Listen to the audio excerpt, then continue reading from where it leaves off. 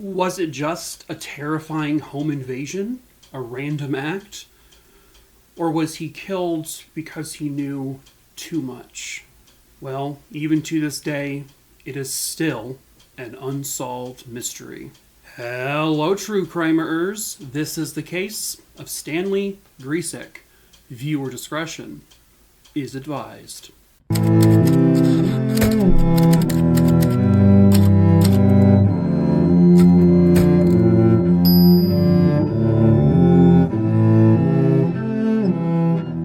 Stanley Edward Gryziec was born on March 29th, 1917. Hey, that's my birthday! Well, not the 1917 part. I was born in 1843, but March 29th. Neat. Stanley lived his entire life in the little, city or town of Rome, New York. Stanley was one of 5 siblings. They grew up with a father who was very involved in the political scene there locally. They had a wonderful upbringing, and Stanley became an upstanding person, an upstanding citizen, just an all-around great guy. From 1942 to 1946, he served in the United States Navy, and in that time frame, he also married his sweetheart, Esther. They got married at the Transfiguration Church there in New York, and which is where they were proud members of. They were very involved with their faith and their religion, and they also had a few children together. And then we'll later go on to then have grandkids. It was just a really big old happy family. After he got out of the Navy, so in about 1946 or so, he and his brother, co-ran a local bar, which Stanley did for some time. And then by 1957, Stanley and his wife and some of his brothers as well, they owned and operated a gas station / liquor store. And this little setup was like literally right next to their house. It was like their house and then boom, the gas station right there. Stanley himself and his wife, they are the ones who mainly operated the liquor store portion, and then his brothers, they mainly operated the gas station portion. And it was a great little business they had. Everything was going great. They were making good money, and everyone was hunky-dory. Everyone was happy. But that would all come to an end in November of 1976. By 1976, Stanley is 59 years old, and everything is going smoothly for him and his wife and their business. By the way, I do want to mention that the photos you're going to be seeing in this video are not like actual photos. These are recreation images from the show Unsolved Mysteries, because I can't find really any photos of the actual things, so that's what you're going to get in this video. It was the night of November 6th, 1976. Stanley was upstairs in the house, and he was getting a bath ready for his lovely wife, Esther. Esther, who was partially deaf and wore hearing aids that let her hear really, really well, she liked to do this routine every night. She goes around the entire house. She makes sure every window is locked, all the blinds are closed, every door in the house is locked. Very safety-oriented. As Esther is in the kitchen, she is kind of closing the window there, when she hears the sound of the kitchen door that would lead to the outside. She heard the handle jiggling, and then she heard it unlatch, which is a terrifying sound, especially if you're not expecting anyone. And as she turned around, she was confronted by 2 men in ski masks. They rushed towards her, and they began to struggle with her. She's trying to fight back a little bit, but she's not really able to much. So one of the masked men manages to take her and pin her to the ground, and he then takes some twine or some rope he brought, and he ties Esther up from behind and lays her face down on the ground. What she says she did at that point, because they were also kind of hitting her, what she said she did was she held her breath for as long as she could to pretend like maybe they had killed her, so that they wouldn't do any actual harm to her.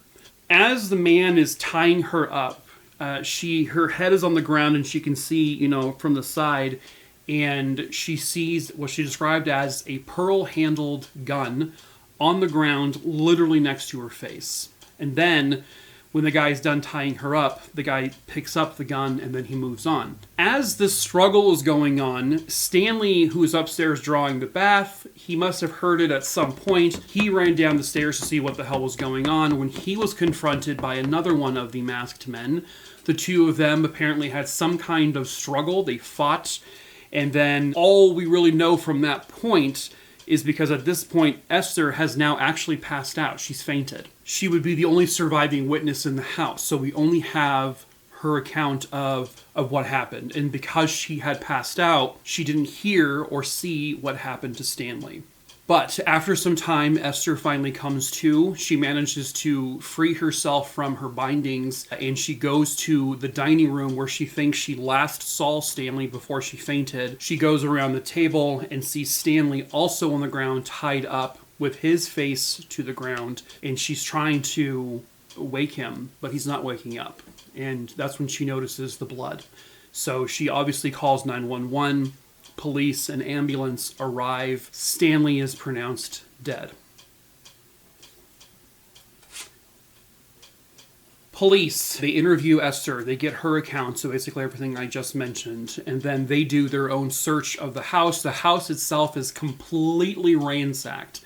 By Esther's calculations, the two men had been in the house for maybe an hour to an hour and a half. She did hear them and notice them rummaging through things, throwing things around, which was apparent by the absolute chaos of the actual scene, where there was just stuff everywhere. And when Esther got a look at the house afterwards, she said really nothing was missing. The only thing she could tell was missing was that she knew there were like 2 beer cans in the fridge, and those 2 beer cans were just suddenly missing. So the only thing that seemed to have been taken were 2 cans or 2 bottles of beer, which is very, very strange, because they were there for a long time, and it really looked like they were searching for something specific. The police dust everything, including the doorknobs and everything, for fingerprints. They dust the drawers, everything the people may have touched. But Esther believes they were likely wearing gloves, but she wasn't 100% sure. Police allege they combed the entire house for any evidence, fingerprints, hair samples, anything like that. This is before DNA, so they didn't really have any blood or anything anyway left behind. So, but they claim they found nothing. At Stanley's autopsy, the coroner determined that Stanley Gryziec was stabbed 1 time directly in the heart, and that was his cause of death. Esther, when she found out about this, thought that was very strange because she saw a gun. Like, Esther knew they had a gun. She never saw a knife. Now, again, she was passed out, so she did not hear a gunshot, nor did she see anything else in terms of how Stanley was attacked. So she just thought it was very odd. And so the process went on. He was buried and he was laid to rest. Now, a couple of Stanley's children had finally been allowed access into the house after police were done investigating it. And one of their sons, they were looking around, searching around the dining room area where Stanley was found deceased. They were looking around, they were moving the table around, and on the rug underneath their table was a single shell casing. It was just lying, just very lightly, gently on the rug, as if it had been fired from a weapon, and that's where it landed. Okay, well that's lining up more with what Esther's saying in terms of she saw a gun. I don't know if the police did this or if the family did this, but essentially, Stanley Gryziec's body was exhumed. They dug him back up, and they had a second person do an autopsy on him. This autopsy said he was not stabbed. There was no evidence that he was stabbed in the heart. As a matter of fact, they confirmed with certainty that he was shot by a .25 caliber bullet, which is the shell casing they found at the crime scene. I don't know much about, autopsies and how coroners operate, but I do understand that there is a significant difference between a stab wound and a gunshot wound. I have never heard of a coroner mistaking a gunshot wound for a stab wound.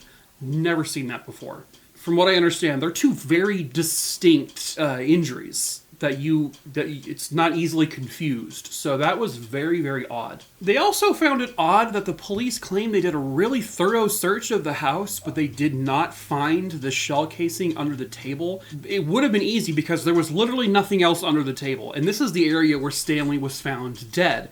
You would think they would have found this shell casing under the table because the sons, they found it like that. It was easy peasy for them. There was no effort whatsoever. It was just there. So not finding the shell casing, saying he was stabbed instead of shot, all kind of made the family think, are the police covering this up for something? Is there involvement on their end? What's going on? But sadly, they really, from the get-go, either the police just weren't investigating it or they weren't getting any tips or they weren't getting any leads, and the case went cold almost immediately. They had nothing to go on. Sadly, 2 years later, a little less than 2 years later, Esther Gryziec, she passed away. Her family would say that Esther died the night Stanley died, and she was really just more existing for those last 20 months or so, which is really, really tragic. And then years go by, a decade goes by, and then finally in 1989, police are given some new information. An unidentified informant came to police and gave them a story. This informant is, or was at the time, a known drug dealer, someone who had prior convictions for drug dealing, and he wasn't hiding that fact whatsoever from police. This informant, who to this day has never been named, said that he was working at a bar there in Rome, New York. A couple of days before Stanley was killed, this informant, while at the bar, was approached by someone who asked the informant if they would break into Stanley's home, and because Stanley has a whole bunch of money in there, which wasn't really true. This man who tried to hire this person said, because I guess the informant owed a debt to this person, so the person was like, this will repay your debt, and I'm going to get money from Stanley, alleging that Stanley owed this person money. So the man who tried to hire him took the informant to Stanley's neighborhood and pulled in front of Stanley's house and said, "That's the house I want you to break into." Ultimately, according to the informant, if this is all even true, the informant says they said no, that they weren't going to do it, that they would just pay back their debt the normal way. And then, a couple of days later, Stanley is killed. At this point, because it's over a decade later, there's new detectives involved who weren't working this case prior. So, this story with the informant kind of brings life back into the case, and so they begin to kind of start from the beginning and comb over it again. They discover that there was a neighbor of Stanley and Esther's who was actually a witness that night, the night of the murder. The neighbor's name was Amy Scott. She lived, I believe, across the street from the Gryziec property with the gas station and all that in the house. Amy, that same night, was watching TV, and her dog was, really itching to get outside, probably go to the bathroom. So Amy opened the door, she let the dog out. As she's doing that, she sees a man kind of wearing a beanie, walking from the direction of a white car on her side of the street towards the alley that was between the gas station, liquor store, and the Gryziec house. Some point later, she then says she looks back outside and sees that same man almost sprinting from the Gryziec property, gets back into that white car where another man is behind the wheel, and then the car speeds off in a hurry. She said this all happened sometime around 11 p.m. on the night of the murder. In kind of a terrifying, I don't know if it's a coincidence, this is probably not a coincidence, Amy then says a couple of days after the murder, she was driving around. She went to an ATM. She was waiting in line for the drive-up ATM.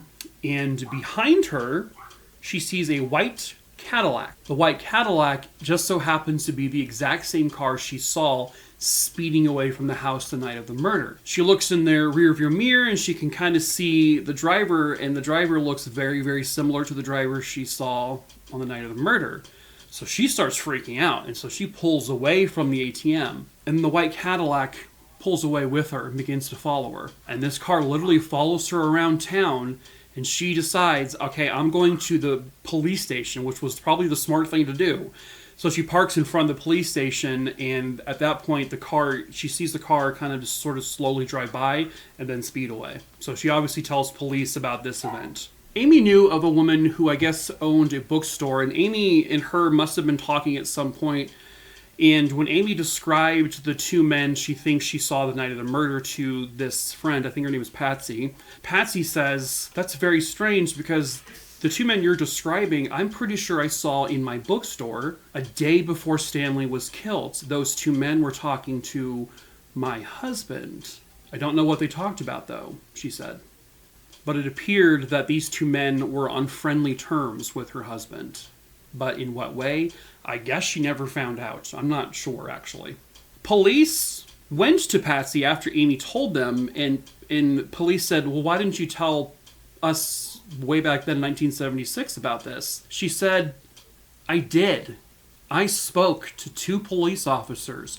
I told them that I saw the same two men that my friend Amy said she told you guys she saw that night at the bookstore talking to my husband, and there was no records of it.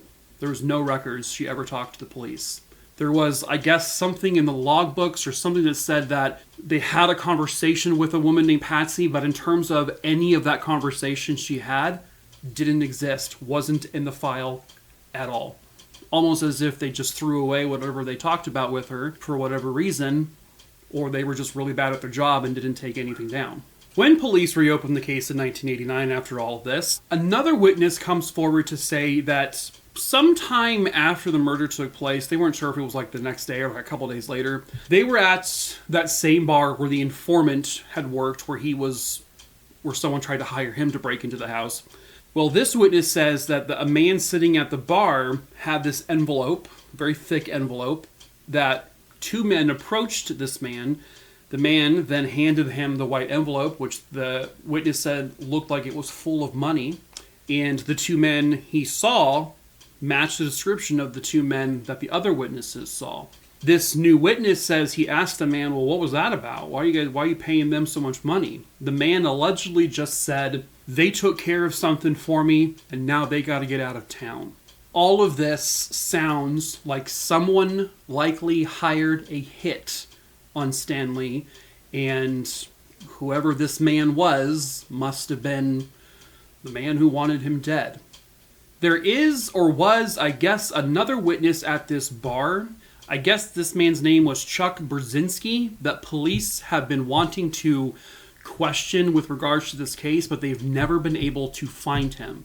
They aren't saying that this man is a guilty party or he's a suspect, just that he is someone with information they need. Apparently this Chuck was a convicted criminal, and he had jumped bail in 1977, a year after the murder, and has never been seen since. Police think he fled. Again, don't know if this man has any connection with the case whatsoever. They just said he may have information, but they've never been able to find him.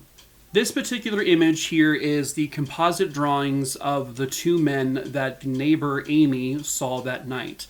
And then the woman from the bookstore, the friend of Amy, said, yep, that's pretty much an accurate description of the two men I saw talking to my husband. By the way, did police talk to that lady's husband?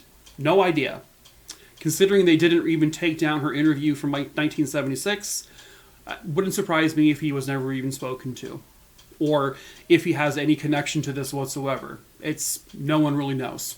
But these are the images that were confirmed by multiple witnesses who all came and said, their various stories, that these composite drawings are pretty accurate descriptions of these two men. These faces are likely the faces of the two men who broke into the Gryziec home that night in November of 1976. And at least one of these men is likely the one to have shot Stanley Gryziec in the chest and killed him.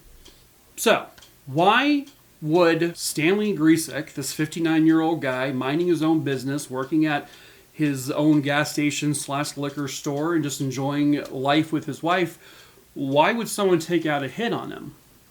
Well, his brother, Peter Gryziec, had died roughly 8 months prior to Stanley's death. Peter owned that one bar I had mentioned kind of towards the beginning of this video. The one where Stanley, I guess, had worked at for a little bit of time before starting his own business.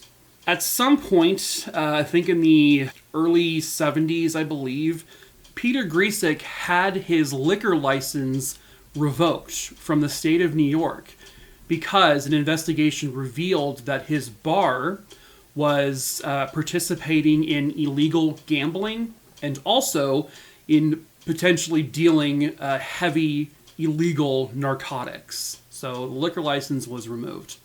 Now, 8 months prior to Stanley's murder, Peter Gryziec is essentially on his deathbed. He's dying of some kind of illness, a disease. I'm not entirely sure what. According to many family members, Peter asked Stanley to come into Peter's room and close the door. And then the two men, these two brothers, had a private conversation that lasted a decent amount of time. When Stanley left that room, Stanley seemed to be a changed man, according to people in his life. Stanley seemed to be a bit standoffish now. He seemed to be a bit skittish. He seemed to be a bit worried about things. Stanley and Peter, ever since that conversation, never spoke again. A short time later, Peter dies of his illness.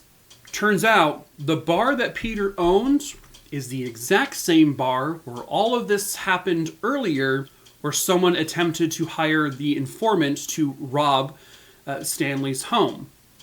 This also is the bar where one witness said they saw a man pay the two individuals who fit the description of the killers, saw them pay these two men and said, they did a job for me, now they have to skip town. All of it happened in the same bar. The bar's name, by the way, I don't know. I do know that the bar was, when it was shut down, sometime after all of this, and it was never reopened afterwards. But it was all the same bar that Peter owned. The same bar where illegal gambling and narcotics were being dealt. The owner of that bar has a very lengthy private conversation with his brother. His brother, Stanley, is suddenly a changed man after that conversation. Something happened in that conversation. Stanley likely learned something that he probably did not want to learn. What the family believes is that Stanley was told about more illegal goings-on at that bar. Stanley may have been told players involved. He may have been given names of people involved. This is all speculation. None of this is actually confirmed. This is all just what the family thinks. Stanley never told anyone what he and Peter talked about that one day in the bedroom. Never said a word. So it must have been something pretty big. Were more narcotics being dealt with? Were there big players involved in this narcotics possible ring going on at this bar? Like big players. Maybe people who were kind of high up the chain, if you will. Could the police have known about these individuals? Could the police have been involved with these individuals? And that's why they wanted to say Stanley was killed a different way. Because maybe they didn't want anyone to know the caliber of the weapon was a .25 caliber, so that people wouldn't know to test, guns to see if that bullet was fired from those guns. Or was it just really shitty police work? It sounds as if that these two men, who were observed by multiple witnesses shortly before and shortly after the murder of Stanley, it sounds like they were possibly hitmen, that they were hired to go in and kill Stanley because of something he knows. Maybe they were searching for documents that maybe they thought Peter gave him to hide. Maybe. Did they find those documents? It's not really known, because if Stanley was keeping this information secret, no one would know that those items were even there. So it is very possible that Stanley had something in his house that may have proved something far worse was going on at that bar, and that he needed to be silenced because of what he knew, and then that item needed to be stolen from the house. Or was this all just an incredibly random home invasion? But for why? Why would they break into this house? Why would they only steal 2 bottles of beer from the fridge and steal nothing else of value? There were valuables in the house that weren't taken. Why would they kill just Stanley and not his wife? Why were they in the house for so long? an hour and a half looking through everything.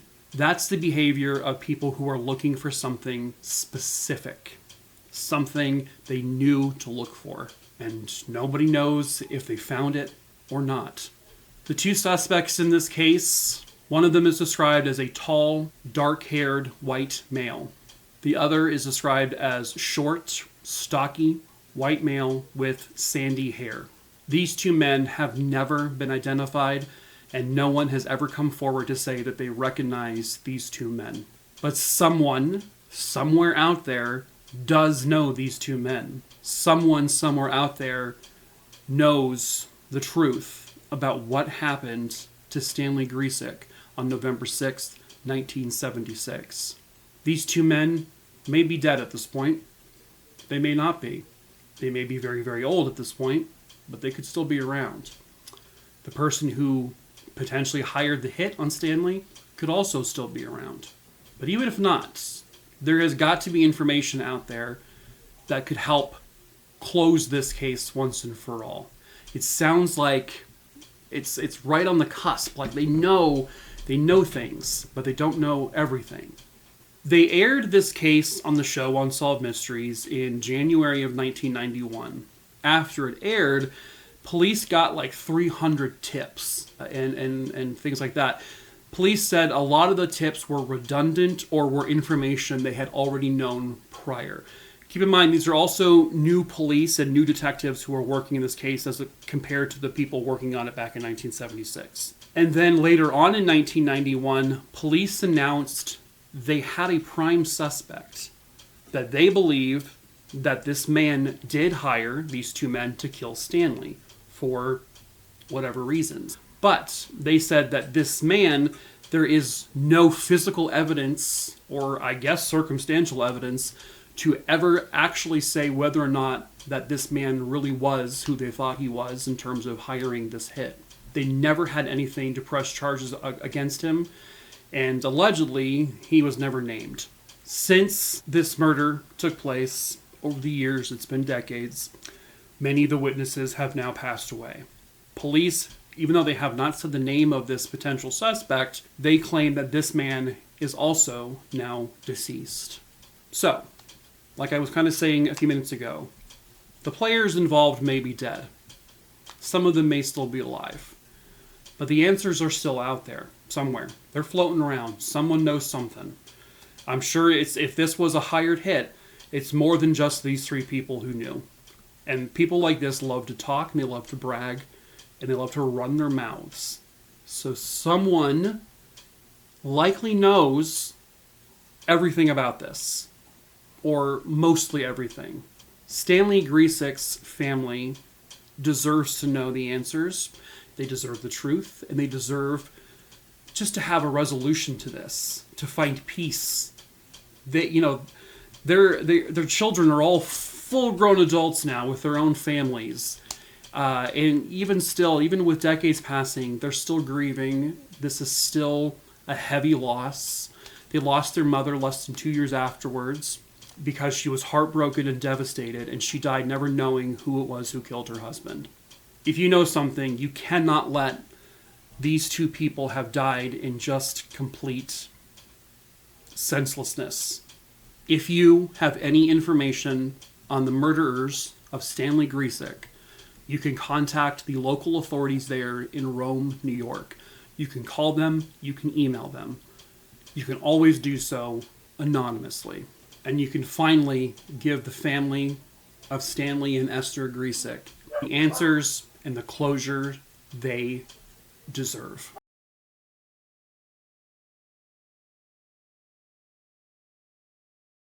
But that is it for this video, True Crime Maroonies. I hope you found it interesting. As usual, if you have tripped, fallen, and stumbled your way into this video, sorry about the dogs barking in the background. Hi, my name is Mike. I tell true crime stories here on YouTube. I also tell some on Facebook, Instagram, and TikTok. Please subscribe to me here. Give this video a like so it gets pushed out into the world.